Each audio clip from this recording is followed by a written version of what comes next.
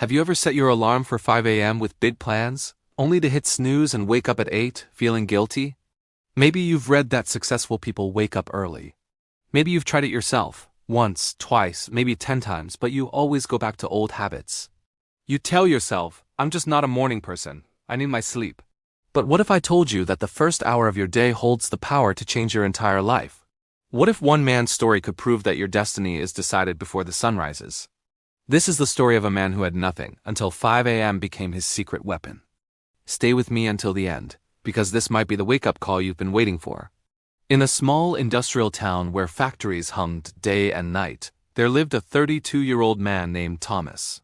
Thomas worked as a night security guard at a textile warehouse. Every evening at 8 p.m. he arrived at the gate. Every morning at 6 a.m., exhausted and drained, he went home to sleep. His salary was barely enough. He lived in a tiny one-room apartment with a broken fan, a mattress on the floor, and a single light bulb that flickered when the power was low. His clothes were old. His shoes had holes. But more than physical poverty, Thomas suffered from something deeper. He felt trapped. Every morning as he walked home past the sleeping town, he saw other people's lives through their windows. Families having breakfast together, children preparing for school, men in clean shirts heading to office jobs. And Thomas would think, will this be my life forever?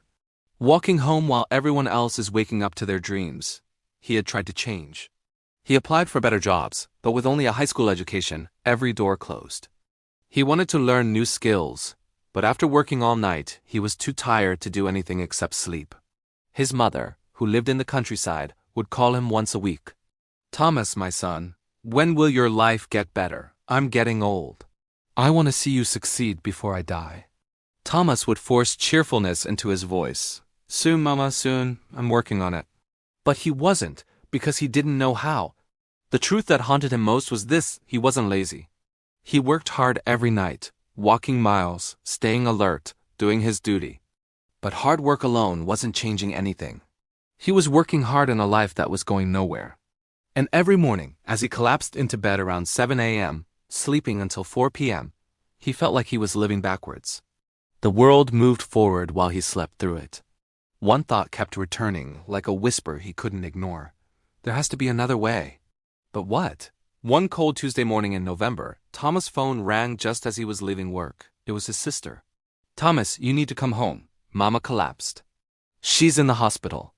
His heart stopped. He took the first bus to his village, a 3-hour journey that felt like forever.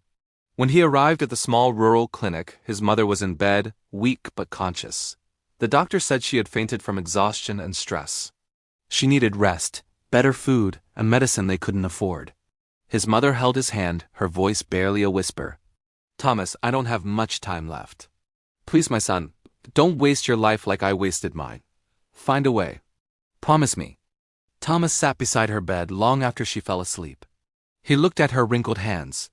Hands that had worked in fields for decades. Just like he worked through nights, both of them struggling but going nowhere. Something inside him cracked. Not with sadness, with rage at his own helplessness. He stepped outside the clinic into the pre-dawn darkness. It was 5 a.m. The village was still asleep, but a few farmers were already walking to their fields. Birds were beginning to sing. The air was cool and fresh. And in that moment, standing in the quiet dawn, Thomas made a decision. No more, he whispered. I won't live like this anymore. I don't care what it takes. I'll find a way. On the bus ride back to town, he noticed something. Sitting across from him was a man in his 50s, well-dressed, reading a book, peaceful. Thomas recognized him. Mr. Chen, a successful businessman. What shocked Thomas was the time. 6 a.m.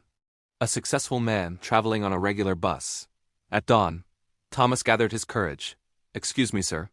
Why are you on this early bus? Mr. Chen looked up and smiled. Because I wake at 4:30 every morning. I use this time to read, think, and plan my day before the world wakes up.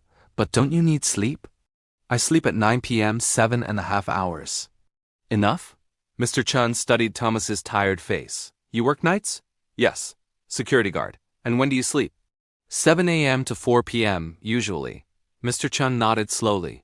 So you're awake when the world sleeps and asleep when the world works. No wonder you're stuck. He leaned forward. Young man, Let me tell you a secret that changed my life 30 years ago. The hours between 5 a.m. and 7 a.m., those are magic hours. That's when you can build the life you want while everyone else is still dreaming. Thomas felt something stir, a dangerous thing called hope. But how? I work until 6 a.m., I need sleep. Then change your sleep. Sleep when you get home at 6:30. Wake up at 11:30. That's 5 hours. Enough to survive, then live your real life when the world is awake. And if you can shift to day work eventually. Wake at 5 a.m., always. That's the secret. Mr. Chun wrote his phone number on a card. If you're serious about changing your life, call me. I'll show you what to do with those morning hours. But only if you're serious. Because it requires discipline most people don't have. The bus reached Thomas' stop. He looked at the card in his hand and made a promise to himself. I'll do it. Starting tomorrow. That evening, Thomas did something he had never done in his life. He called Mr. Chun the next day at 11 a.m. For the first time in years, Thomas was awake during daylight on a weekday. He met Mr. Chun at a small cafe. Mr. Chun looked at him with approval. You actually changed your sleep schedule. Good. Most people talk. You acted. Now I'll teach you what to do with your mornings. He took out a notebook and drew a simple diagram. Thomas, imagine your life is a house. Right now, your house is dark, cold, and falling apart. Why? Because you never work on the foundation. You're too busy surviving. He drew a simple house, the hours from 5 to 7 a.m. That's your foundation building time. While everyone else is asleep or just waking up, you're constructing the future. 2 hours every morning, that's 14 hours per week, 60 hours per month, 730 hours per year. He wrote the numbers clearly. That's the equivalent of 91 full workdays, just from waking up early. In 1 year, you get 3 extra months that everyone else wastes sleeping. Thomas's eyes widened. 3 months. Here's what you do with those 2 hours, Mr. Chun continued. This is not negotiable. This is the system. Hour 1, 5 to 6 a.m. Build skills.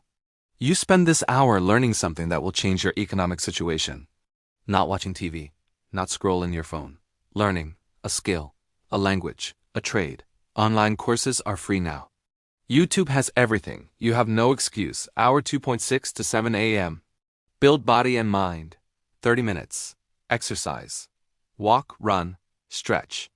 Your body is your vehicle. If it breaks down, you have nothing. 30 minutes. Read. Plan your day or apply what you learned in hour 1. Thomas wrote frantically in a borrowed notebook. Mr. Chun added 3 rules. Rule 1. No negotiation. You wake at 5 a.m. every single day, including weekends. Rule 2. Sleep by 9 p.m. You can't cheat sleep and succeed. Your body needs rest, but you control when you rest. Rule 3. The first week will be hell. Your body will hate you. Your mind will create excuses. Push through. After 21 days, it becomes normal. After 90 days, it becomes who you are. Mr. Chun looked at Thomas seriously. I'm giving you 3 months. 3 months of waking at 5 a.m. Building skills in hour 1. Building yourself in hour 2. After 3 months, come back to me. Show me what you've built. If you've actually done the work, I'll help you find a better job. If you quit, don't bother calling. Success goes to people who show up when it's hard. Thomas felt the weight of the challenge, but also, for the first time in years, he felt something else. Purpose. I'll do it, he said. I won't quit. We'll see, Mr. Chun said with a knowing smile. Everyone says that. The next morning, Thomas's alarm screamed at 5 a.m. His entire body protested. His mind whispered, just 1 more hour. You're so tired. But he remembered his mother's face in the hospital. Mr. Chun's challenge. His own promise. He threw off the blanket and stood up. The first week was agony. Thomas dragged himself awake each morning, his body aching from lack of sleep. At 5 a.m., while it was still dark, he sat at his small table with his phone, watching free Excel tutorials on YouTube. His eyes burned. His mind wandered. But he didn't stop. At 6 a.m., he forced himself to walk around his neighborhood for 30 minutes. Then he read articles about accounting, a skill he had chosen to learn because every business needed it. By 7:30 a.m., he went to bed, slept until 2 p.m., prepared for his night shift at 3 p.m. The cycle repeated. It was exhausting. It was lonely. Nobody understood why he was doing this. But something changed around day 20. One morning, Thomas woke up at 4:58 a.m., 2 minutes before his alarm. His body had adapted, and for the first time he didn't feel resentment. He felt ready. The Excel tutorials started making sense. He was learning formulas, data analysis, and basic accounting principles. He completed his first online certificate. His morning walks became something he looked forward to. The sunrise, the quiet streets, the feeling that while everyone else was sleeping, he was building. By the end of month 2, Thomas had completed 3 online courses in accounting and Excel. He had lost weight from daily walking. His mind felt sharper. His confidence grew. People at work noticed. "Thomas, you look different, healthier. What changed?" He smiled. "I'm changing my life, 2 hours at a time." In the 3rd month, Thomas applied what he learned. He created a simple Excel spreadsheet to organize the warehouse inventory, something his company had never done properly. He showed it to his supervisor. The supervisor was impressed. "Thomas, how did you learn this?" "I wake up at 5 a.m. and teach myself." Word reached the warehouse manager, then the owner. On day 87 of Thomas' 5 a.m. journey, his supervisor called him into the office. "Thomas, we're expanding our accounting department. We need someone who understands our warehouse operations and has basic bookkeeping skills. The job is yours if you want it. Day shift. Double your current salary." Thomas stood there, speechless. 3 months ago, he was a hopeless night guard. Now he was being offered an office job. "When do I start?" He managed to say next Monday. That evening, Thomas called Mr. Chun. "Mr. Chun, I did it. 90 days, I never missed a single 5 a.m. wake up. And today, I got promoted." There was a pause. Then Mr. Chun's voice, proud and warm. "I knew you would. You had the look of someone ready to change. Now remember, don't stop waking at 5. That's not a strategy. That's your life now. I won't stop. This is who I am now." 1 year later, Thomas had become the company's lead accountant. He had saved enough money to move his mother to town, get her proper medical care, and rent a decent 2-bedroom apartment. Every morning at 5 a.m., he still woke up. Not because he had to, but because those 2 hours were sacred. That's when he learned new software, read business books, and planned his future. His co-workers would ask Thomas, "Why do you wake up so early? You've already succeeded." He would smile and say, "Success is not a destination. It's a daily practice. And mine begins at 5 a.m. My friend, Thomas's story is proof of something powerful. Your life can change, not someday. Not when circumstances improve, right now. Starting tomorrow morning at 5 a.m. Here's what most people don't understand. The difference between where you are and where you want to be is not talent. It's not luck. It's not even hard work. It's how you use the time when everyone else is sleeping. Between 5 a.m. and 7 a.m. the world is quiet. No notifications, no meetings, no distractions. Your willpower is at its peak. Your mind is fresh. This is when you do the work that changes your trajectory. Successful people know this. That's why CEOs, athletes, and leaders wake up early. Not because they're superhuman, because they understand that winning the morning means winning the day. So here's your challenge. The same challenge Mr. Chun gave Thomas. Step 1. Tonight, set your alarm for 5 a.m. Not 5:15, not 5:30, exactly 5 a.m. And put your phone across the room so you have to stand up to turn it off. Step 2. Decide what you'll build in your first hour. A skill you need, a business idea, a certification course? Choose one thing, just one, and commit to it for 90 days. Step 3. Protect your 9 p.m. bedtime. You can't wake up early if you sleep late. Cut the Netflix. Skip the endless scrolling. Sleep is not your enemy. Wasted evenings are. I promise you this. If you wake up at 5 a.m. every single day for 90 days and use those 2 hours intentionally, your life will not look the same. Maybe you won't become a millionaire. Maybe you won't get promoted immediately. But you will become someone different, stronger, more disciplined, more capable. And that person? That person can achieve anything. Thomas had nothing. No degree, no connections, no money, just a choice to wake up early and build. You have more than he had. You're watching this video, which means you have internet, education, and opportunity. The only question is, will you use it? Or will you hit snooze tomorrow and wonder 5 years from now why nothing changed? If you're ready to join the 5 a.m. club, hit that like button right now as your commitment. Then drop a comment telling me, what will you build in your first hour tomorrow? Let's hold each other accountable. I'll be checking the comments. Share this video with someone who says they want to change but never does. Maybe this is the push they need. And subscribe to this channel because every week I bring you stories of people who transformed their lives and the exact strategies they used.